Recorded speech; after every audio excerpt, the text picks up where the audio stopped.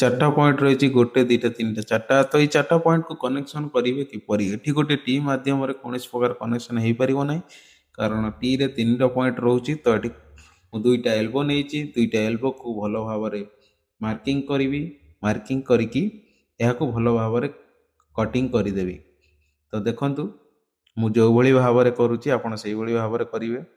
ଭିଡ଼ିଓଟିକୁ ଶେଷ ପର୍ଯ୍ୟନ୍ତ ଦେଖନ୍ତୁ, ତ ଆପଣମାନେ ନିଜେ ହିଁ କରିପାରିବେ। ତ ଦେଖନ୍ତୁ ଏଠି ଦୁଇଟାଙ୍କ ମୁଁ କଟିଂ କରିଦେଇଛି।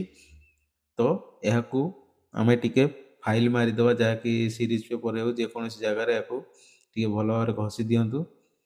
ଘଷିକି ଏହାକୁ ଭଲ ଭାବରେ କ୍ଲିନ୍ କରିଦିଅନ୍ତୁ, ଯାହାକି ଜଏଣ୍ଟ କରିବାକୁ ଆମକୁ ଭଲ ହେବ। ଲିକେଜ୍ ହେବାର କୌଣସି ଚାନ୍ସ ରହିବ ନାହିଁ। ଗୋଟିଏ ଗରମ ମେସିନ୍ ସାହାଯ୍ୟ ବା ହିଟ୍ ମେସିନ୍ ହେଇଗଲା, ଗରମ କରିକି ଏହାକୁ ଭଲ ଭାବରେ କନେକ୍ସନ୍ କରିଦିଅନ୍ତୁ। ତ ଦେଖନ୍ତୁ ଏଠି ପୁରା 4x4 ଭାବରେ ହେଇଯାଇଛି। ତ ଏଠି ଆମର 4ଟି ପଏଣ୍ଟ ମିଳିଗଲା। ତ ଏହାକୁ ଭଲ ଭାବରେ ଆମେ କନେକ୍ସନ୍ କରିଦେବା। ଭିଡ଼ିଓ ଯଦି ଭଲ ଲାଗିଥାଏ ଲାଇକ୍, କମେଣ୍ଟ ଆଉ ଚ୍ୟାନେଲକୁ ସବସ୍କ୍ରାଇବ୍ କରିଦେବେ। ରହିଲି, ଜୟ ଜଗନ୍ନାଥ।